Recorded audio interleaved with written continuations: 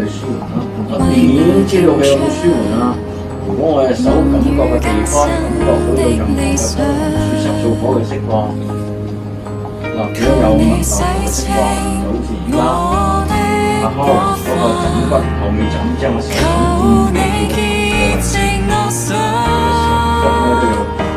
掂住嘅時候，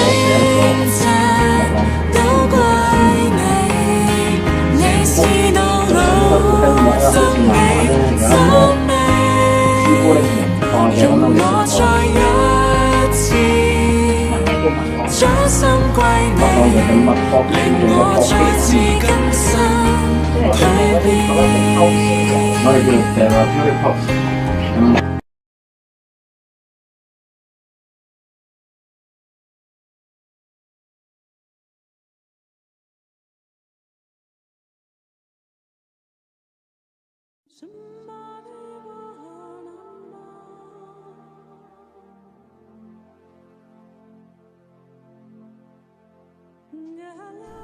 Craniosacral therapy is a very gentle energy and manual therapy.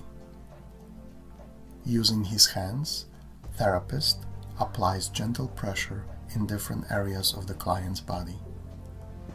The healing process is guided by changes in client's craniosacral rhythm, which is being monitored during the entire session by the therapist.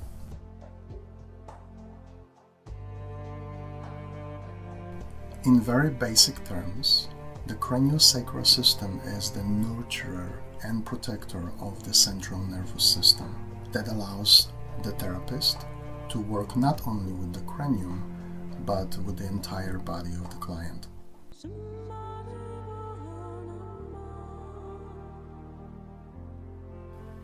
The human skull is a puzzle box made out of many different bones. Some of those bones have very limited range of mobility. This mobility is an important part of the system controlling the pressure within the brain.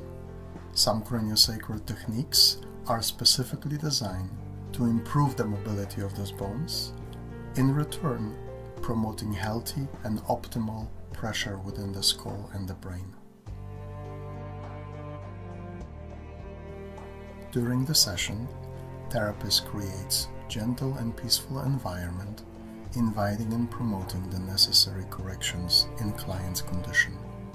Under the direct supervision of client's holistic system, using intentions, energy, physical touch, and specific techniques, therapists guides and supports the natural healing and self-correcting ability of client's body and central nervous system. In addition to addressing specific conditions and illnesses, craniosacral therapy offers 10 steps protocol designed by Dr. John Ablacher himself. Basically, this is a tune-up for entire craniosacral system, removing restrictions and improving its functions.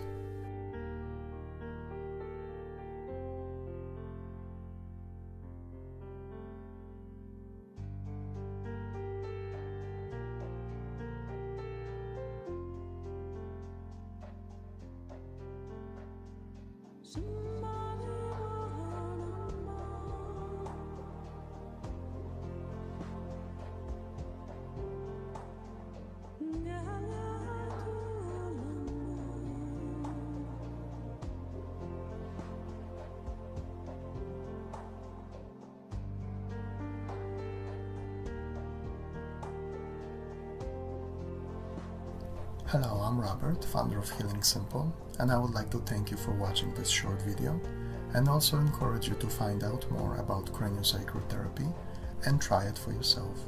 If you have any questions about craniosacral, somato-emotional release therapies, or healing in general, you can contact us. Thank you and be well.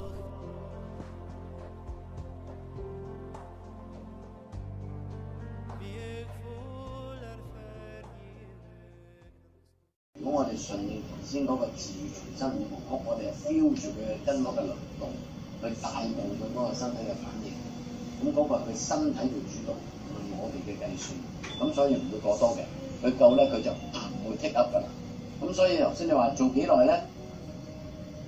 任何一陣洋葱皮嘅釋放都係一個好嘅治療嘅效果。喺我哋唔知頭唔知路，個 client 又唔知頭唔知路，原來 approach 話咧咁樣咧都有啦20%大師級嘅療效。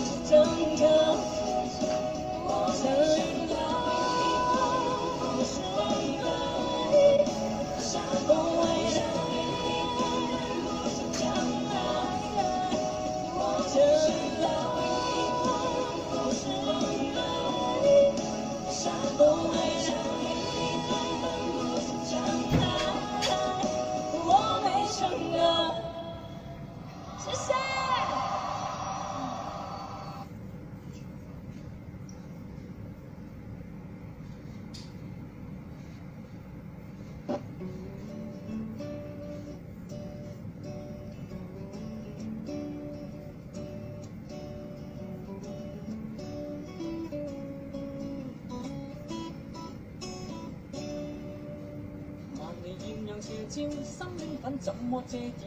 回味撞人無數，天真的可愛笑臉，沒有了困了煩惱，拋走了世俗負累，來共聚於此刻歌聲裏。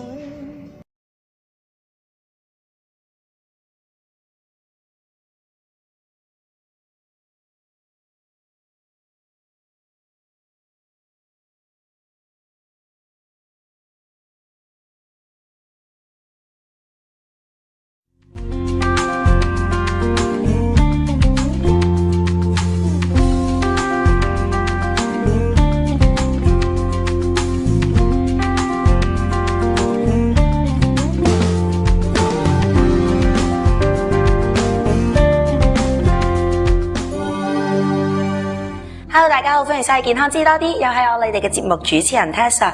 嗱，自然療法我相信好多人都有聽過啦，但係其實佢入邊係包括啲乜嘢，或者係點樣用嘅咧？今日好開心請到 Dr. Chan 上嚟，歡迎你 Dr. Chan。上嚟我哋健康知多啲，同我哋講下呢個自然療法嘅喎。係咯，其實 Dr. Chan 啊，自然療法咧喺香港咧而家都算幾普及下嘅，但係好多人都唔知其實自然療法係啲咩咯。不如同我哋嘅觀眾講下。嗱，基本上咧，自然療法嘅範圍係非常之闊嘅。除咗西醫以外咧，大部分嘅醫學咧亦都歸納自然療法。咁香港人最多就聽過好多草藥學啦，例如中草藥啦、西草藥啦、印度草藥啦。咁另外咧，同類療法即係順勢療法，由於英國皇室3代採用，所以好多人都會聽過。咁音樂療法啦，咁而家嘅音樂療法咧唔係聽音樂咁簡單嘅，佢德國嘅醫院咧係有做臨床，咁有醫治嘅功效。咁另外譬如一啲自然療法嘅脊椎治療啦，咁近年好多人好緊張，好多情緒病啦。咁另外有一個叫顱底治療啦，就調節自律神經嘅。咁呢啲全部都歸納喺自然療法嘅範圍裏邊嘅。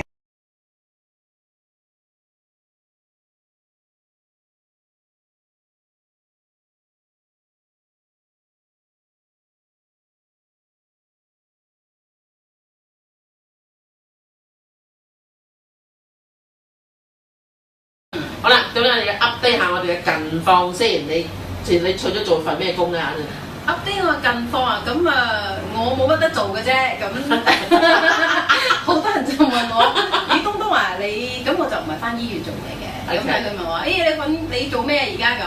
我話我有兩個選擇嘅啫。如果我唔係做返我專業咧，我就做清潔阿姐咯。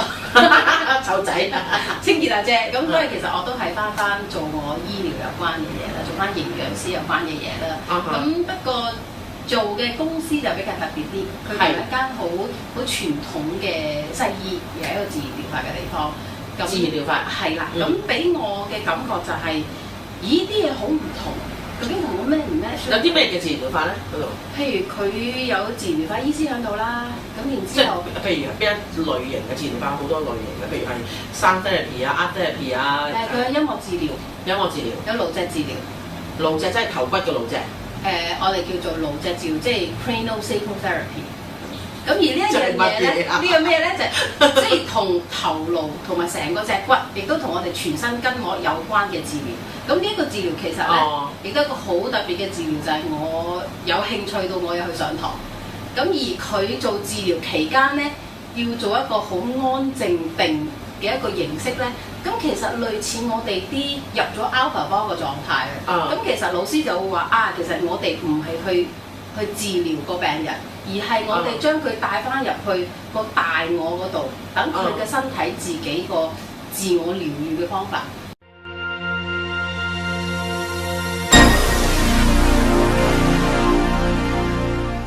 好，咁我哋今一集嘅 Our TV 自然療法知多啲咧，就好開心喎，好榮幸嚟到咧高永文醫生嘅診所。咁咧今一集咧，我哋就想睇下西醫點樣睇自然療法，或者睇整全醫學有啲咩專業嘅意見。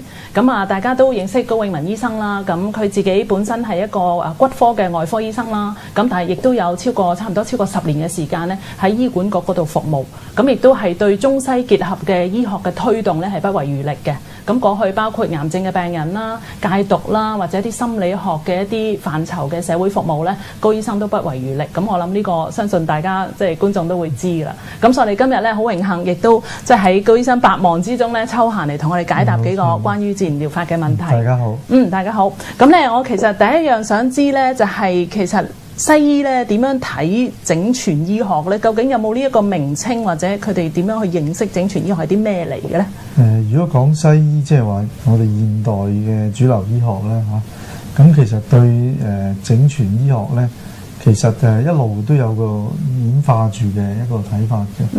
咁譬如話以前嚟講，我哋會即係將呢個自然醫學係將佢分到好清楚。譬如話有啲係中醫，有啲係印度嘅醫學，有啲係西藏醫學，咁等等嚇。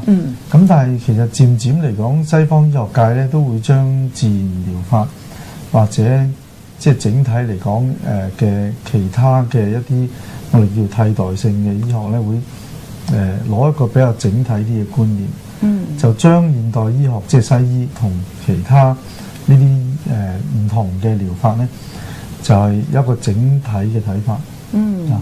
咁如果你話問我自然療法有啲咩特別咧，以我嘅睇法就係話，通常嚟講自然療法都會係用一啲比較溫和同埋一啲安全嘅一啲方法。咁而西醫咧就會係基於多啲咧現代科學去嘅研究，然後產生一啲譬如化學藥物啊，或者一啲用唔同嘅物理嘅能量去做治療，而呢啲咧嗰個力度通常都會比較強啲同猛啲嘅。譬如話，如果西醫我哋用到嘅X 射線啊，或者係一啲放射嘅治療啊，呢啲都係自然嘅能量。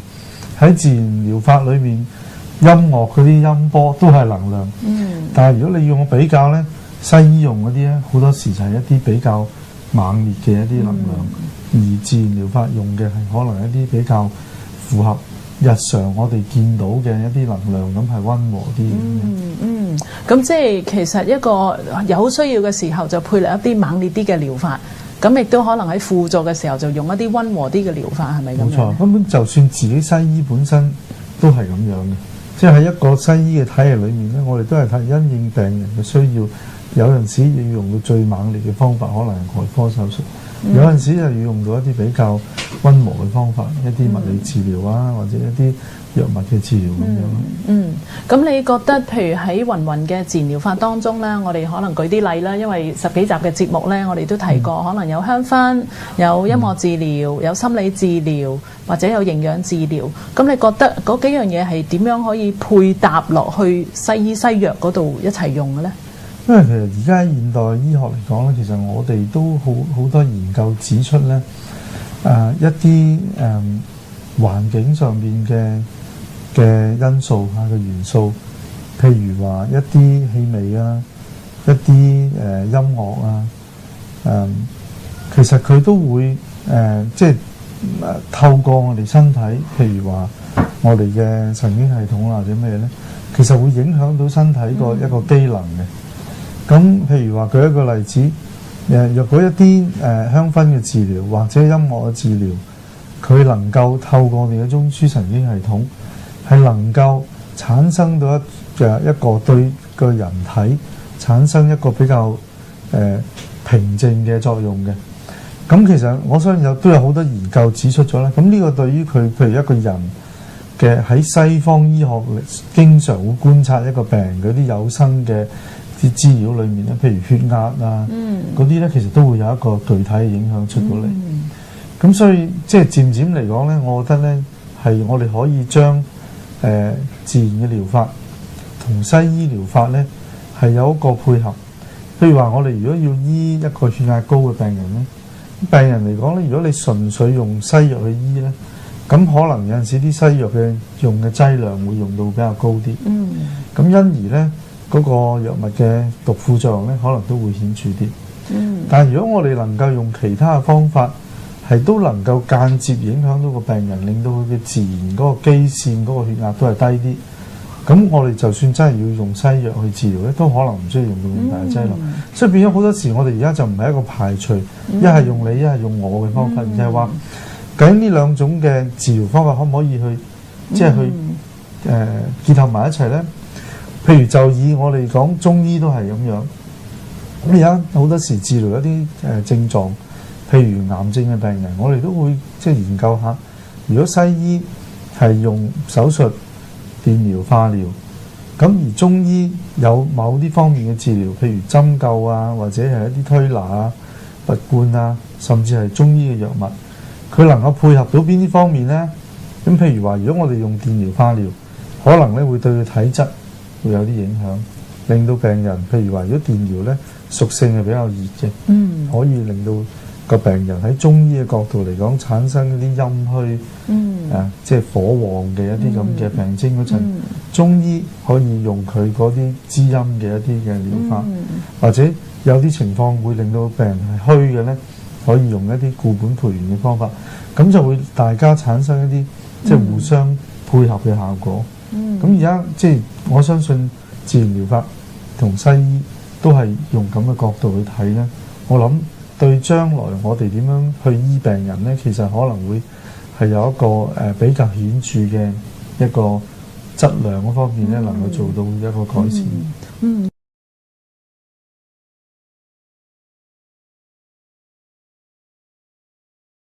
咁即係其實即係一啲平日嘅生活細節裏邊，好似好少嘅事咧，原來係隱藏住好多嘅問題，或者係會影響我哋嘅身體狀況。咁但係喺另一個角度咧，如果正話阿 Doctor C 都講啦，喺個頭顱方面，即係其實正話我哋嘅症狀咧，係正正佢所講咧，係喺頭顱方面嚟到影響我哋咁多嘅症狀引發出嚟嘅喎。咁如果喺你嘅角度嚟講咧，係點樣去處理呢方面嘅問題嘅咧？我哋其實就叫呢啲做顱脊嘅自然醫學啦，咁嘅統稱。咁但係簡單講，我哋其實同中醫有一啲嘅理念咧，其實好相通嘅。咁我哋就簡單4句説話，其實咧就係即係我哋講呢度4句。全健身心就防病長，其實我哋應該要去有個觀念去做預防醫學，即係唔好睇似頭先我哋講頭痛，少少頭暈咁就唔理佢。其實嗰個係一個我哋講咧預防即係疾病嘅機制。咁我哋講如果用中醫嘅角度，我哋都要去咗一個辨因或者辨證，去揾翻嗰個相對嘅問題去處理。咁呢個係第一個我哋講個理論咧。第二咧就係咩咧？要將身心嘅問題合埋一齊去了解嘅。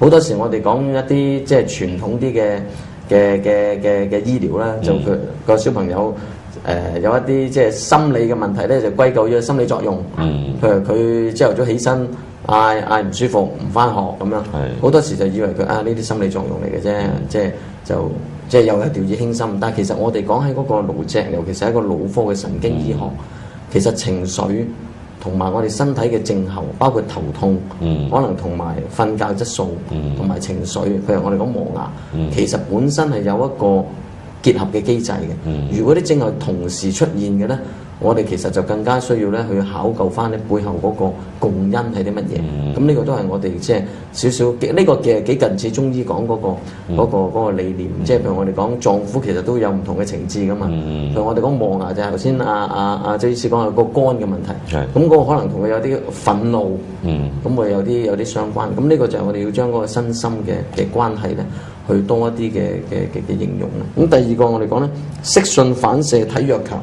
咁原來咧我哋咧都要去睇身體唔同嘅跡象。咁中醫我哋講可以透過打脈，我哋所謂透過望聞問切係咪？咁但係我哋咧其實咧可以透過咧觀察觀察一啲咩顱脊，我哋講筋膜嘅一啲嘅模式嘅 pattern。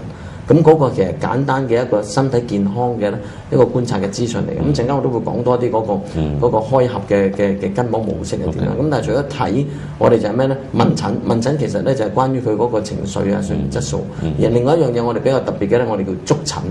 我哋就可以感應咧身體嘅筋膜，包括譬如大人小朋友都好啦，譬如頭顱骨啊，唔同嘅地方啊，其實嗰個筋膜咧其實有啲似咧中醫講緊嗰個經絡。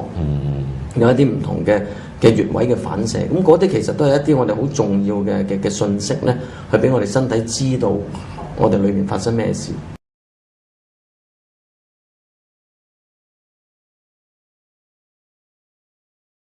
That structure follows function. The body is a unit. The body heals itself, and the body is self-regulating. And the waters he called cerebrospinal fluid the river of life. And he said the waters of man, the soul of man lives in the waters of the fascia. Wow, and this is the founder of osteopathy. Yes, yes. And his famous quote is saying, "He who is able to reason must know that unless withering fields are irrigated at once, all hope for a harvest of health is lost." And what does he mean by that? He meant that in order to have the brain function as a whole unit, a field of produce, we need to flood it with circulation. And the water is the cerebrospinal fluid, and it gives nutrition to the brain. It's the water of our tomatoes of our head. And here comes the next person comes is William Garner Sutherland. He's the father of cranial osteopathy. He was a student of Sutherland. Of Andrew Taylor Still. He was of Andrew Taylor Still. He was born in 1873 and died in 1954. And he said, I just happen to have this other little skull. He said, structure follows function. That's what Andrew Taylor Still says. Well, if that's the case, why is the skull, why does it have different bones? Why isn't it just a coconut? Well, it's got these sutures, he's got these joints. And he looked at the temporal bones and the beautiful sphenoid bones, and he said, my God, these bones look like they're designed to move. They look like the gills of a fish. The gills of a fish move throughout life. This must be why it is. And so he spent the remainder of his life experimenting. His wife wrote a lovely book called With Thinking Fingers, and she documented also his exploration. Yeah, and he put it in the old days. This is 1902, 1903, and in the 1910s around there. The baseball gloves was like a great big pizza pie. He put the baseball glove around his head, strapped it on. He also took his wife's beautiful butter bowl that they churned butter with, carved out one section of it, put it on his head, and put straps around it, so it would limit the motion of one side of his head. So what did people think of this at this time? Well, they thought it was a nut. And then he would ask his wife to record what would happen. And so one of the pioneers, we have to say, one of the pioneers of the work in craniosacral therapy is Mrs. Sutherland, because she had to live with this funny man. And so what he experienced was, he experienced head pain. You would too if you had a wooden bowl in your head, right? But he had so that's what we're word loss, word retrieval loss, changes in his vision, longitudinal spinal back pain, and he had a lot of the symptoms that his patients were presenting with. And so from that reasoning, he said these bones and the motion of the skull must be important for health. And so he started formulating, using his hands to use the bones as handles to access this beautiful membrane inside the skull, called the meningeal membrane. And so he called cerebrospinal fluid, he called it the breath of life. And he said that in order for health, there had to be reciprocal tension mechanism. So there had to be a balance between the occiput and the sacrum. And he called the movement in the waters of the brain tides, as if they were water and ocean tides. And he said what we need to do is we need to be still and know. And if we be still and we listen to the body, it will express itself. He was a fabulous man. And then comes Upledger. And he also, Sutherland also said we need to know our anatomy.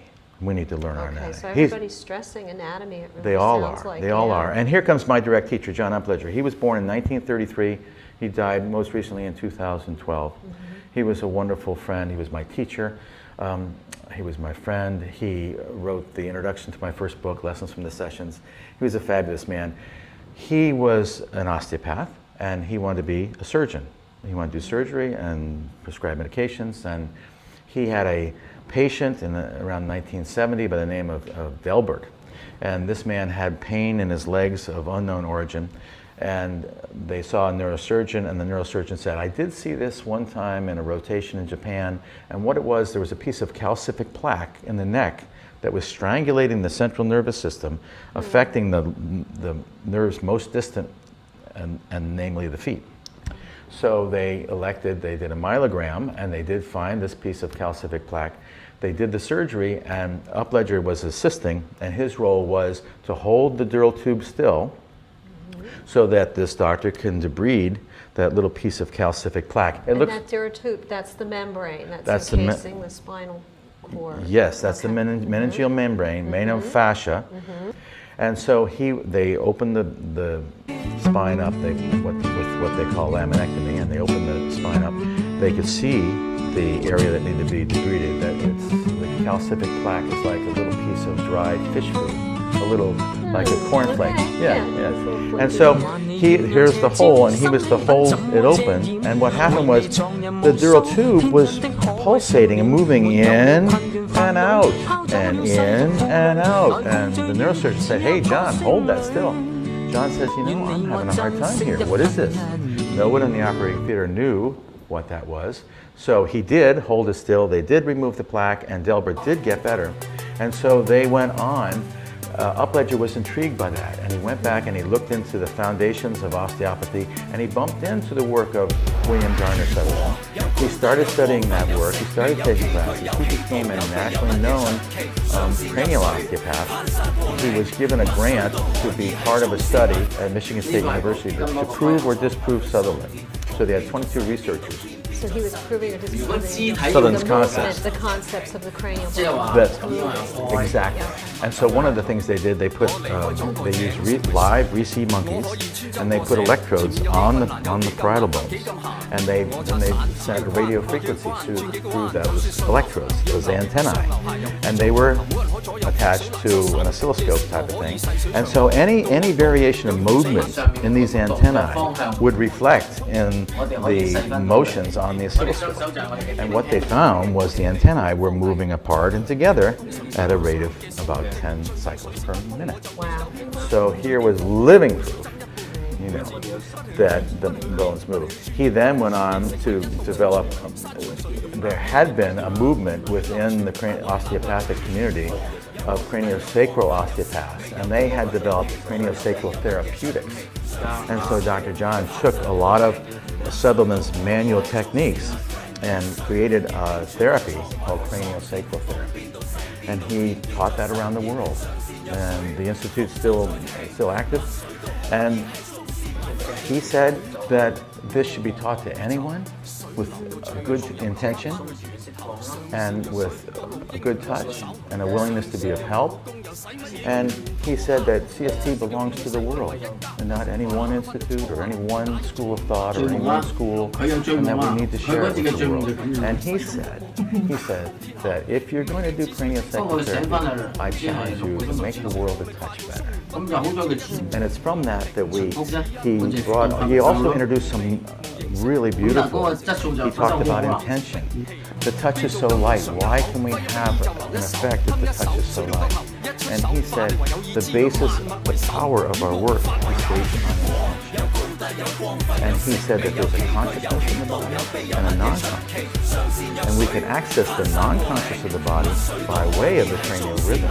Because the cranial rhythm changes and moves by way of the consciousness, the non-conscious of the inner workings of the body.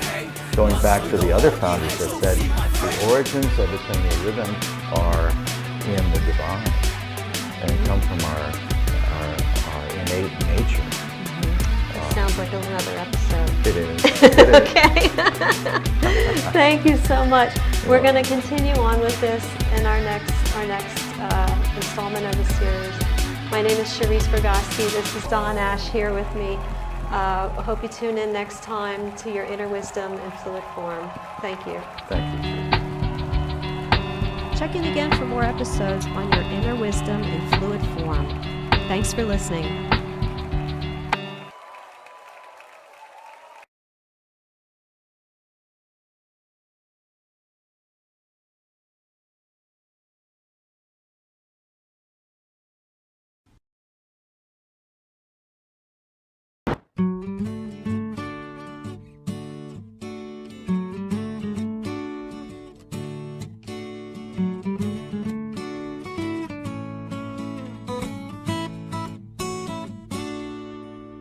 萬里豔陽斜照，心興奮怎麼遮掩？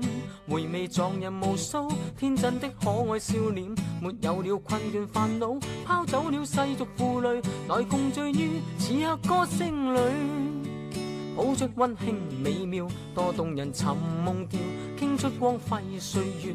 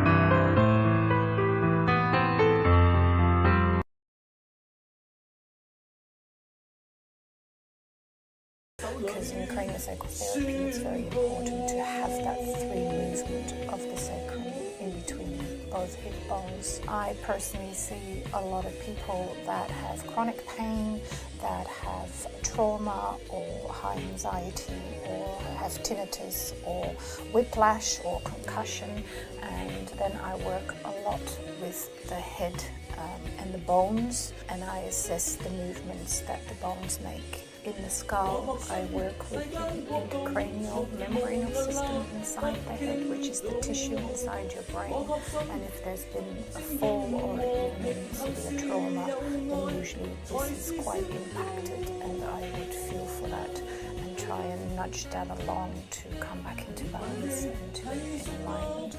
Another thing that we work with is sinus problems. This, for instance, is your superior sagittarius sinus. We will work with that to get the fluid better flowing again and to address any sinus problems, congestion, restrictions that there might actually be.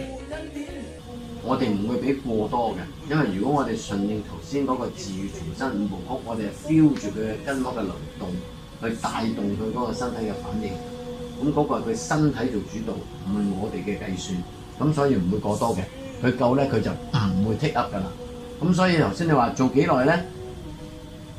任何一陣洋葱皮嘅釋放都係一個好嘅治療嘅效果。喺我哋唔知頭唔知路，個 client 又唔知頭唔知路，原來 approach 話咧咁樣咧都有咧20% 大師級嘅療效。